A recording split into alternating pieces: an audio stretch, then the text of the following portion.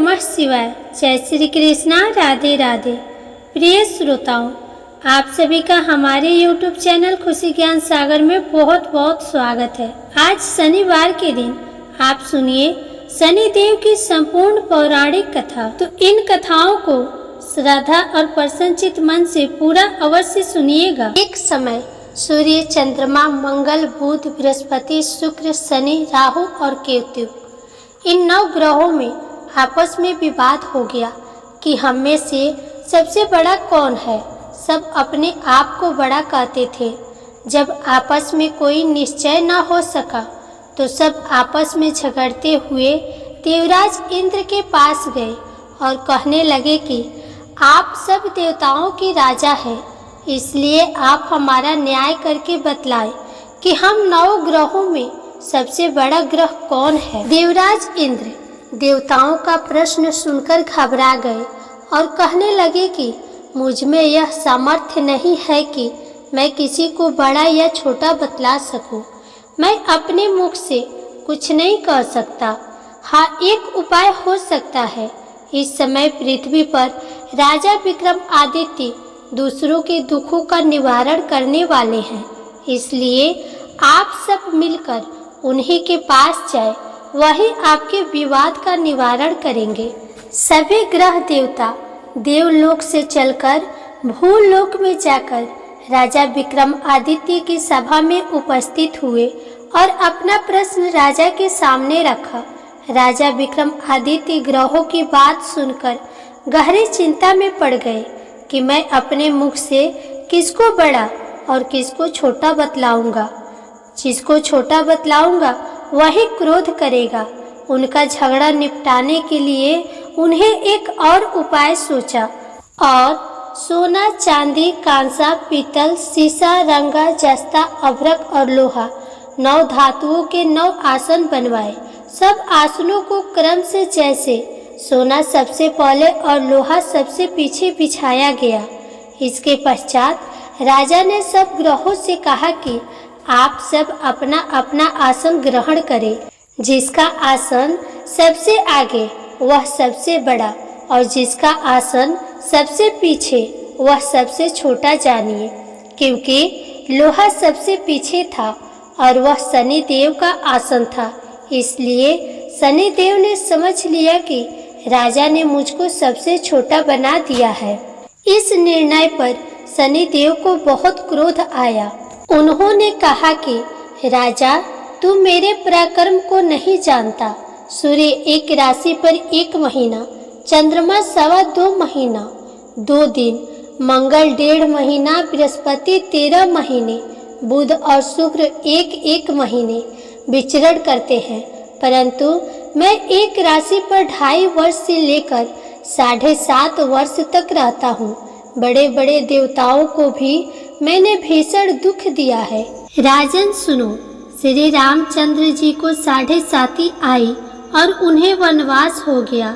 रावण पर आई तो राम ने वानरों की सेना लेकर लंका पर चढ़ाई कर दी और रावण के कुल का नाश कर दिया। हे राजन, अब तुम सावधान रहना। राजा विक्रमादित्य ने कहा, जो कुछ भाग्य में होगा देखा जाएगा। इसके बाद अन्य ग्रह तो प्रसन्नता के साथ अपने अपने स्थान पर चले गए, परंतु शनिदेव क्रोध के साथ वहां से सिधारे। कुछ काल व्यतीत होने पर जब राजा विक्रमादित्य को 7.5 की दशा आई तो शनिदेव घोड़ों का सौदागर बनकर अनेक सुंदर घोड़ों के सहित राजा विक्रमादित्य की राजधानी में आए। जब राजा ने घोड़ों के सौदागर के आने की खबर सुनी तो अपने अश्वपाल को अच्छे अच्छे घोड़े खरीदने की आज्ञा दी। अश्वपाल ऐसी अच्छी नस्ल के घोड़े देखकर और उनका मूल्य सुनकर चकित हो गया और तुरंत ही राजा को खबर दी। राजा विक्रमादित्य उन घोड़ों को देखकर और एक अच्छा सा घोड़ा चुनकर सवारी के लिए उस पर चढ़े। राजा के पीठ पर चढ़ते ही घोड़ा तेजी से भागा। घोड़ा बहुत दूर एक घने जंगल में जाकर राजा को छोड़कर अंतर्ध्यान हो गया। इसके बाद राजा विक्रमादित्य अकेला जंगल में भटकता फिरता रहा। भूख प्यास से दुखी राजा ने भटकते भटकते एक ग्वाले को देखा। ग्वाले ने राजा को प्यास से व्याकुल देखकर पानी पिलाया।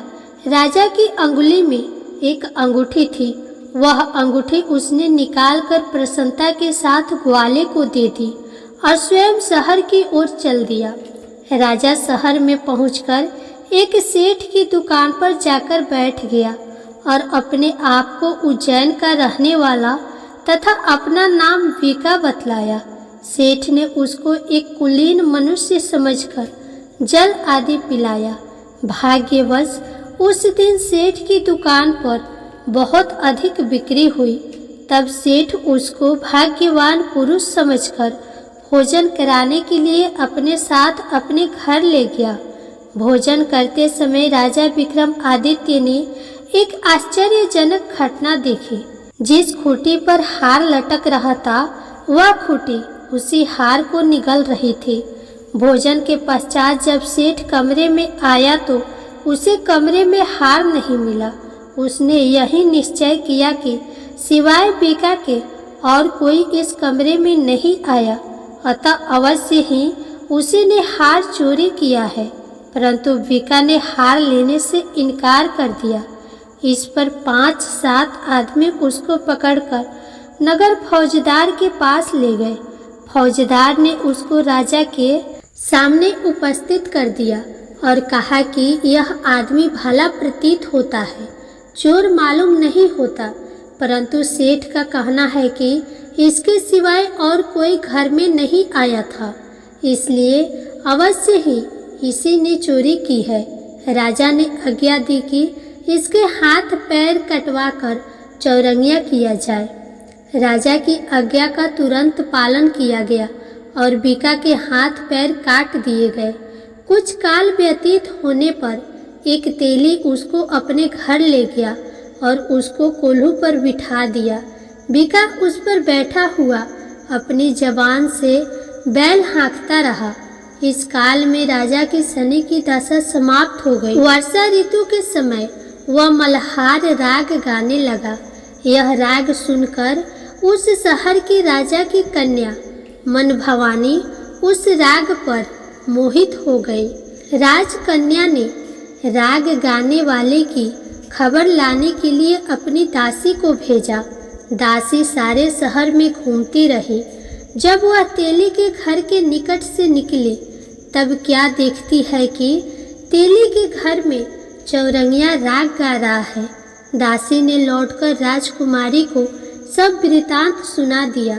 बस उसी क्षण राजकुमारी मन भवानी ने अपने मन में यह प्रण कर लिया कि चाहे कुछ भी हो, मैंने इस चौरंगिया के साथ ही विवाह करना है। प्रातःकाल होते ही जब दासी ने राजकुमारी मन भवानी को जगाना चाहा तो राजकुमारी अनशन व्रत लेकर पड़ी रही। दासी ने रानी के पास जाकर राजकुमारी के न उठने का वृतांत कहा। रानी ने वहां आकर राजकुमारी को जगाया और उसके दुख का कारण पूछा। राजकुमारी ने कहा कि माताजी, मैंने यह प्रण कर लिया है कि तेली के घर में जो चौरंगिया है मैं उसी के साथ विवाह करूंगी। माता ने कहा, पगली, तू यह क्या कह रही है? तुझे किसी देश के राजा के साथ परिणाया जाएगा। कन्या कहने लगी कि माताजी, मैं अपना प्रण कभी नहीं तोड़ूंगी।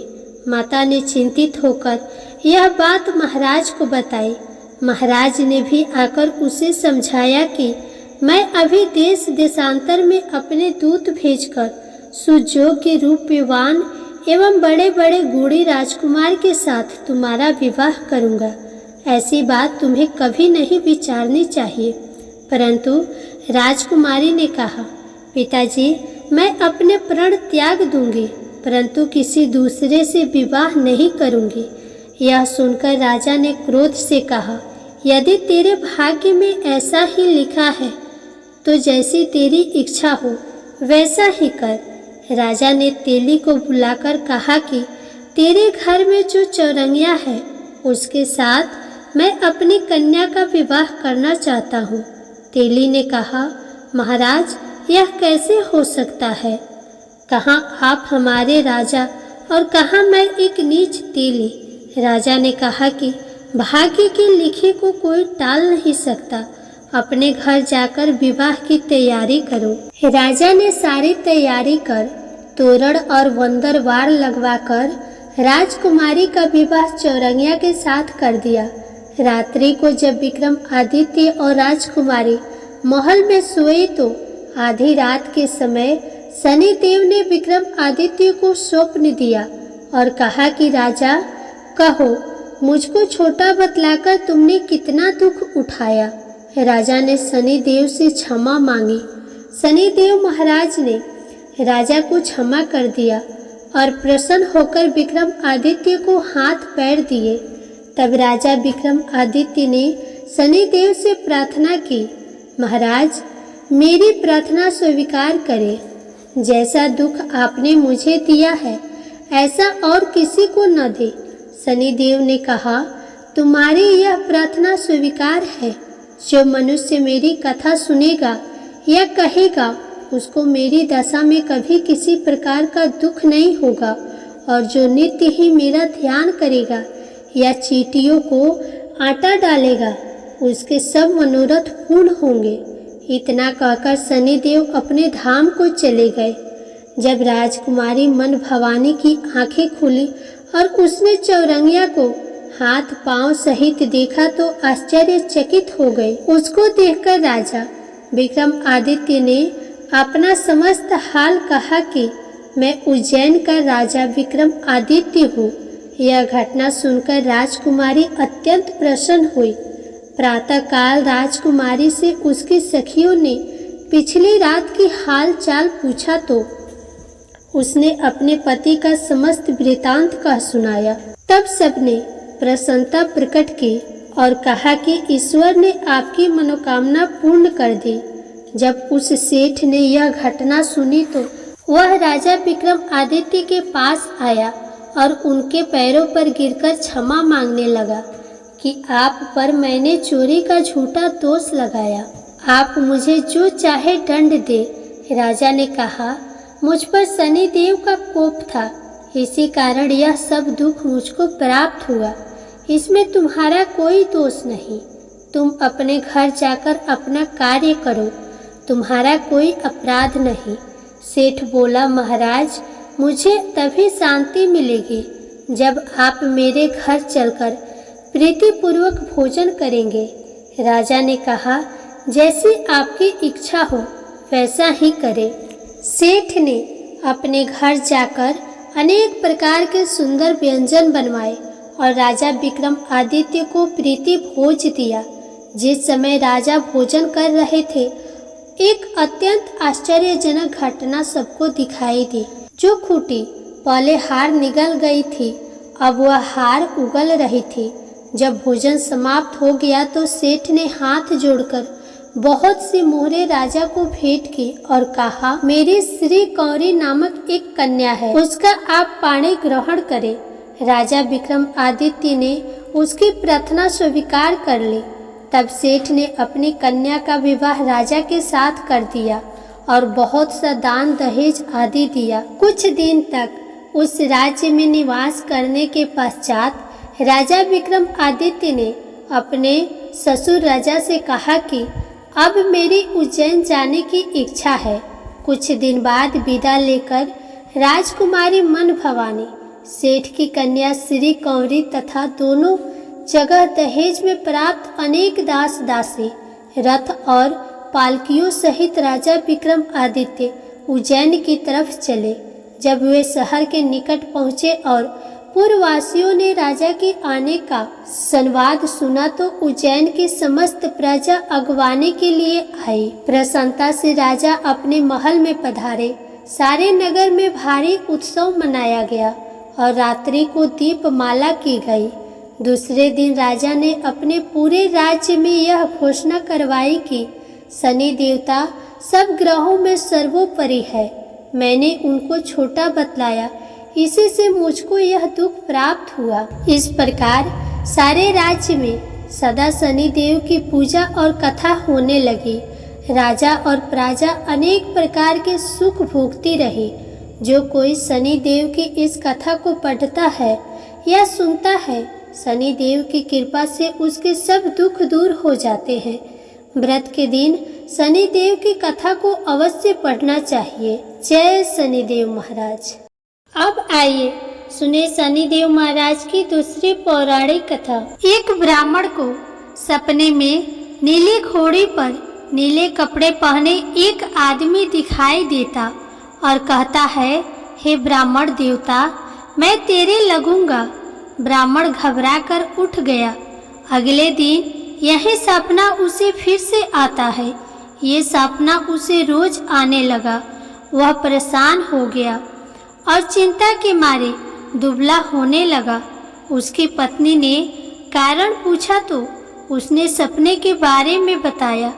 ब्राह्मणी बोली, वे अवश्य ही शनि महाराज होंगे। अब की बार दिखे तो कहना, लग जाओ, पर सवा पहर से ज्यादा मत लगना। उस दिन सपना आने पर ब्राह्मण ने कहा, लग जाओ, पर कितने समय के लिए लगोगे? तब शनि जी बोले, 7.5 वर्ष का लगूंगा। ब्राह्मण ने कहा, क्षमा करे शनि जी, इतना भारी तो मुझसे झेला नहीं जाएगा। तब शनि जी बोले, तो 5 वर्ष का लग जाऊंगा। ब्राह्मण बोला, ये भी मेरे लिए ज्यादा है। शनि जी बोले, 2.5 साल का लग जाऊंगा। ब्राह्मण ने मना किया तो शनि जी कहने लगे, सवा पहर का तो लगूंगा ही, इतना तो कोढ़ी कलंकी भिखारी के भी लग जाता हूँ। तब ब्राह्मण ने कहा, ठीक है। ब्राह्मण को सवा पहर की शनि की दशा लग गई। ब्राह्मण ने नींद से जागकर ब्राह्मणी से कहा, मेरे सवा पहर शनि की दशा लग गई है, इसीलिए मैं जंगल में जाकर यह समय बिताऊंगा। मेरे लिए खाने पीने का सामान बांध दो। मेरे पीछे से किसी से लड़ाई झगड़ा ना हो, इसका ध्यान रखना। ज़्यादातर घर में ही रहना, बच्चों का भी ध्यान रखना। इस सवा पहर के समय में कोई गाली भी दे तो चुपचाप सुन लेना, बहस मत करना। ये सब समझाकर ब्राह्मण जंगल में चला गया। जंगल में ब्राह्मण एक पीपल के पेड़ के नीचे बैठ गया और हनुमान जी का पाठ करने लगा। एक पहर बीत गया। ब्राह्मण ने सोचा, बाकी बचा समय रास्ते में बीत जाएगा, इसीलिए वहां से चल दिया। रास्ते में एक बाड़े में मदिरे लगे देखे। मालिन से एक मदिरा खरीदा, पोटली में बांधा और आगे बढ़ा। आगे एक आदमी मिला जो असल में शनि देव जी थे। ब्राह्मण से पूछा, पोटली में क्या है? उसने कहा, मदिरा है। शनि देव बोले, दिखाओ। ब्राह्मण ने पोटली खोली। उसमें राजकुमार का कटा हुआ खून से लथपथ सिर देखा। शनि देव ब्राह्मण को राजा के पास ले गए और कहा कि इस ब्राह्मण ने राजकुमार की हत्या कर दी है। इसके पास पोटली में राजकुमार का सिर है। राजा ने कहा, मैं ये नहीं देख सकता, इस ब्राह्मण को सूली पर चढ़ा दो। राजा के यहाँ हाहाकार मच गया। ब्राह्मण को सूली पर चढ़ाने से पहले पूछा गया, उसकी कोई आखिरी इच्छा हो तो बताए। ब्राह्मण ने सोचा, किसी तरह सवा पहर पूरा करना होगा। उसने कहा, वह रोज बालाजी की कथा सुनता है, मरने से पहले अंतिम बार बालाजी की कथा सुनना चाहता है। ब्राह्मण को कथा सुनाने का प्रबंध किया गया। कथा कहते कहते सवा पहर पूरा हो गया। शनि की दशा टलते ही राजकुमार शिकार खेलकर लौटता हुआ दिखाई दिया। राजकुमार को आता देख राजा बहुत खुश हुआ, लेकिन उसे निर्दोष ब्राह्मण की हत्या का दोष सताने लगा। उसने तुरंत घोड़सवार सैनिकों को ब्राह्मण को आदर सहित ले आने के लिए भेजा। ब्राह्मण राज दरबार में आए। ब्राह्मण राज दरबार में आया तो राजा ने क्षमा मांगी और पोटली दिखाने के लिए कहा। पोटली खोली तो उसमें मदिरा था। राजा ने इन सब के बारे में पूछा तो ब्राह्मण ने बताया, मुझे सवा पहर की शनिश्चर की दशा लगी थी, इस कारण यह सब तमाशा हुआ। राजा ने पूछा, ये दशा कैसे टलती है? ब्राह्मण बोला, राजा या सेठ को लगे तो काला हाथी या काला घोड़ा दान करे, गरीब को लगे तो पीपल की पूजा करे तब बोले, सच्चा शनिश्चर कहिए, जाके पांव सदा ही पड़िए। शनि देव की कहानी सुने। तिल का तेल और काला उड़द का दान करे, काले कुत्ते को तेल वाली रोटी खिलाएं तो शनिश्चर की दशा उतर जाती है। राजा ने उसे मदिरा वापस दे दिया। घर आकर ब्राह्मण ने मदिरा काटा तो उसमें बीज की जगह हीरे मोती निकले। ब्राह्मणी ने पूछा, ये कहाँ से लाए? आप तो कह रहे थे शनि की दशा लगी है। ब्राह्मण ने कहा, जब दशा लगी थी यही मदिरा राजकुमार का सिर बन गया था। उतरती दशा की शनि जी निहाल कर गए। हे शनि देवता, जैसी ब्राह्मण के शनि की दशा लगी वैसे किसी को न लगे।